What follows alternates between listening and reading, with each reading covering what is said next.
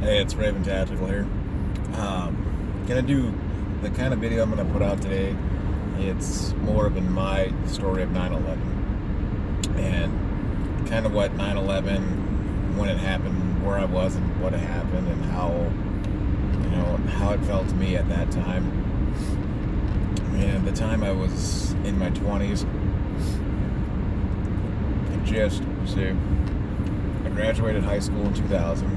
I had gone to college, and I just had finished my associate's degree with college that year for mechanics.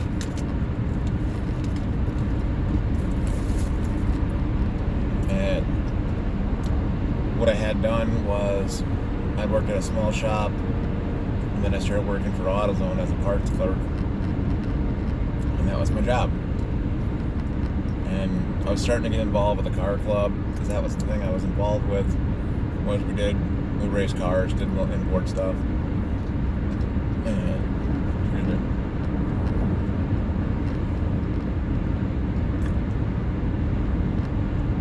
so what we had was kind of our car club, and we were getting involved. I remember that I hadn't really gone on any dates or anything like that, but that there was interest in someone, and I think I had sent flowers or something, kind of as a weird, like a gesture kind of thing. And the irony is it was that day. So I get to work, and where I'm from, where I grew up, was the Milwaukee area. So the DJ setup that we used to listen to all the time growing up, and they still exist, is Bob and Brian on Laser 103, or it's 102.9 The Hog, but it's the same thing. And Bob and Brian are conservative morning DJs for kind of our basically our patriotic demographic. And when the first plane hit, it was we were listening to the news, stocking shelves, getting ready, and nobody knew what was going on. Like, they were doing news with their news guy,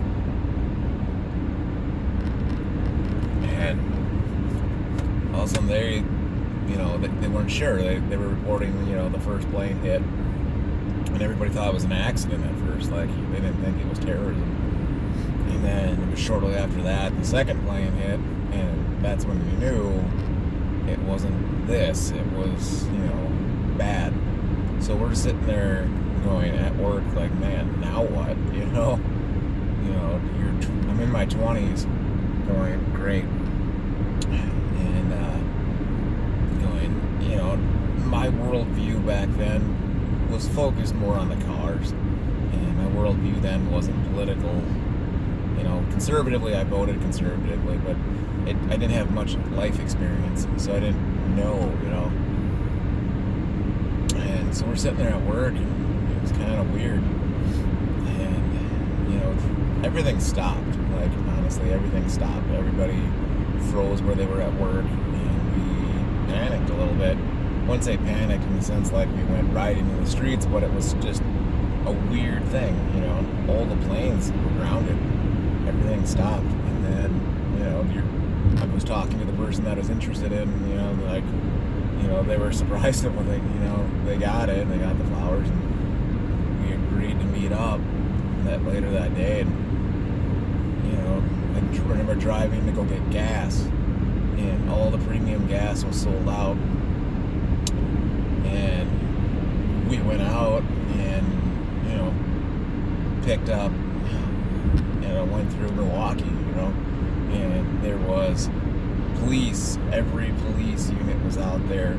I believe they were starting to activate the National Guard out there, and like all the major buildings, government buildings, had cops armed, like at entrances and everything. And it was just really weird. You'd never seen it like this before. I mean, it looked like how everybody envisions Russia on a military lockdown. It looked like that.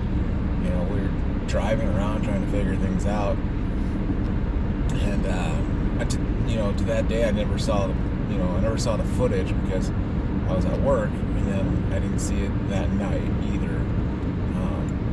but it was just strange, you know. I think for us, you know, being of age, that, you know, the country lost a level of innocence at that point. You know, we were a little, you know, the 90s, you know, we're going through it. Granted, we had Persian Gulf in the beginning, but once again, when you fight a war overseas, the 99% of the population, it doesn't affect them. It doesn't. They see it on the news, and that's cool. It's over there, you know. You know, awesome. You know, we're happy to see it over there. But when war comes here, it's reality. You know, I can only imagine that it was similar to how people felt during Pearl Harbor. You know, I mean, granted, it was military on military, at least for the most part, but it had been that same, like, you know, if they had the communication level that we had then, it would be, I would imagine it's the same feeling. A level of innocence died with us at this point. I wasn't one of the people that rushed to go help, you know, in New York. I was from Wisconsin with a job, and I didn't have that as a chance or an opportunity. I didn't immediately go and enlist, though I had started talking about going in the Marine Corps, but I wound up getting a slightly better job, and that was kind of the determining factor whether or not, you know, I was going to enlist with the military. Did it affect my decision to enlist? I think eventually it did. You know, I wanted to serve, and it was about 6 years later that I did. You know, the Gulf, you know, excuse me, Iraq War and Afghanistan War was going strong at that point, and you knew enlisting that you were going to deploy. It was really, the way our drill sergeants put it, was it's not a matter of if, it's a matter of when. So I remember going through basic training years after that, and people in AIT were calling, you know, we were National Guard, so you're calling your units back at home, and they're calling the units that they knew they were going to get assigned to, and, you know, half the people were like, yeah, once you get home, you have 2 weeks of leave, and then you'll be deploying with us, or we're getting mobilized, we're getting ready to ship out. I didn't call home for that, because I just kind of said, you know, so be it, right? It didn't happen for us. Like, immediately I came home to do what they call a battle handoff from your training side to your actual unit side that you're assigned to, and we wound up deploying within 6 months and coming home from that. But yeah, it changed the way we are. It put the country in a forever war. I mean, you look at Afghanistan. Afghanistan is almost 18 years old for a war, and it hasn't ended. And Iraq War, I mean, while they ended it, it's still a conflict. Syria's a mess. I mean, you look at everything. Like, everything was a result of this. It caused a downhill spiral. It put everything into a state of craziness. I mean, the Patriot Act came out of it, and where I don't like the Patriot Act, it was supposed to sunset. But they they shoved it back in our face again. I'm like, great, you know. I mean, yeah, for me, I don't have anybody that was in the buildings when it happened. There was anger, and there was, you know, like this sense of, you know, attack and pride on our country. So, I mean, you felt that, but, you know, I kind of was just, you know, it didn't hit me in the sense that, like, you know, I felt compelled to go become a firefighter, but it, you know, I think it was just weird. It was weird being this age going through it, you know.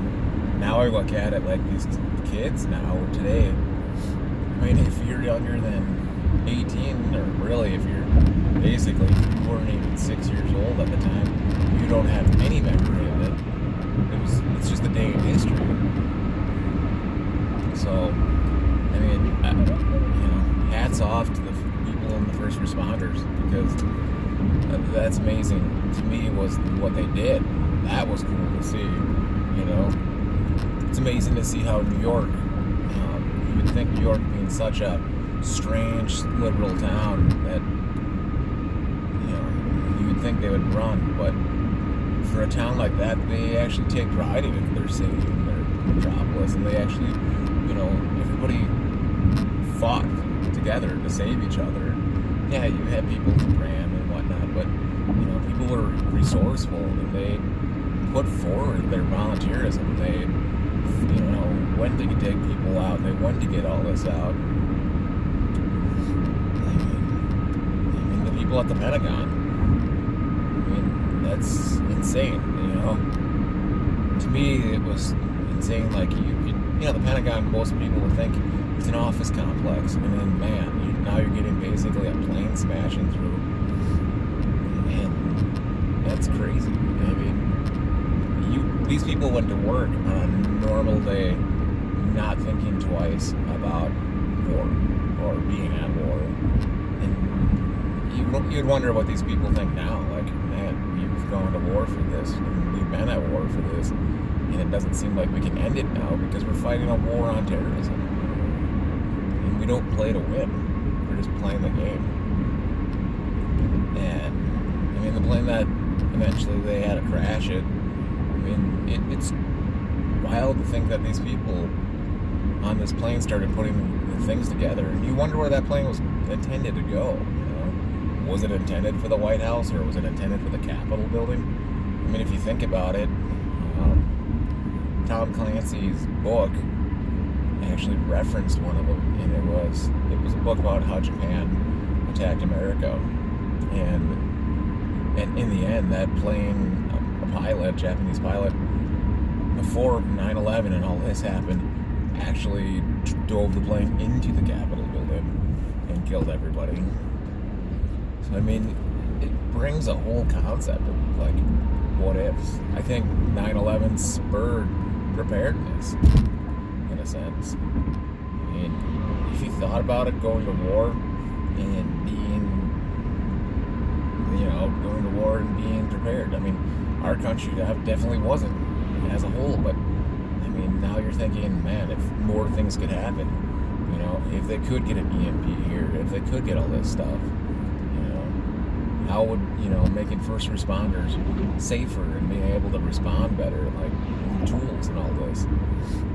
Hell, the military went through a complete change after this.